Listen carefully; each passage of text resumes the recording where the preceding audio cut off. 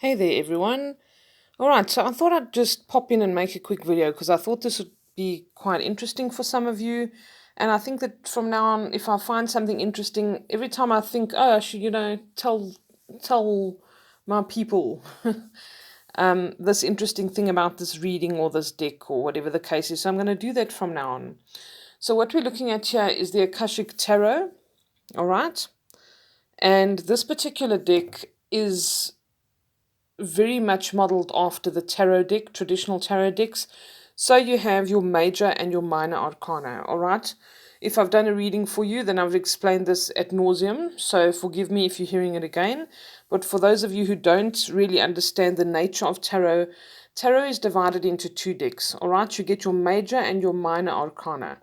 Your minor arcana, like you see here, you've got forces, you've got roses, you've got keys and scrolls.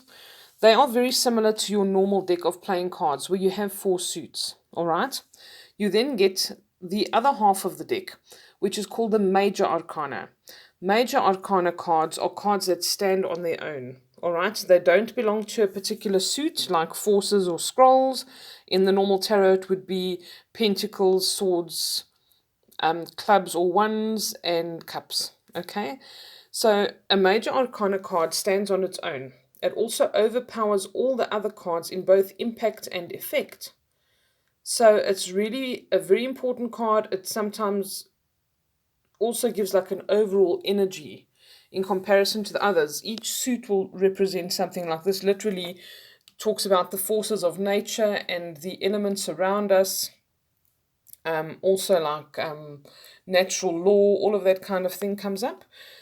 Then we have the Queen of Roses, which is similar to the Cups. It's about relationships, emotions, all the rest of it. And so we go on. Scrolls are about thoughts and ideas, just like wands would be.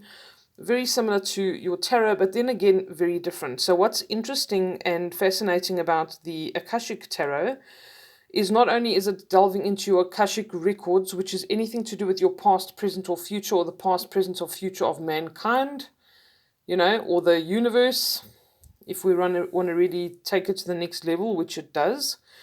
This is what comes up here, and when we look at this, it differs in the normal tarot in that this is like looking at a big picture. It's like each part of this is a puzzle, a piece of a puzzle that makes one big picture. So, for instance, this gentleman here, looking in that direction, says that we need to refer to that card. They link to one another, all right? Certain things it'll say to look in that direction. For instance, maybe this woman's looking in that direction, and if you had a card on this side, it would have some relevance to what the Five of Scrolls is talking about. Also, that being said, the cards that are in reverse are very significant. I don't particularly read reverse cards in tarot because I can usually intuitively pick up if this is a positive or negative kind of connotation to the card, so I don't reverse my cards. You'll often see that. Sometimes for certain readings, I'll feel like I need to reverse the cards and put them upside down and read like that. I'll just do whatever comes naturally for me, okay?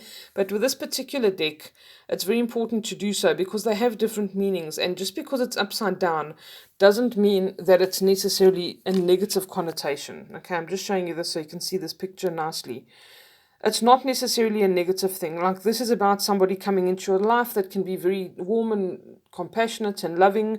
Maybe if it's in reverse, it's saying to you that you need to be more so, and that there's a little bit of a blockage there. Okay, so it's not necessarily saying all doom and gloom, it's in reverse, it's the dark side.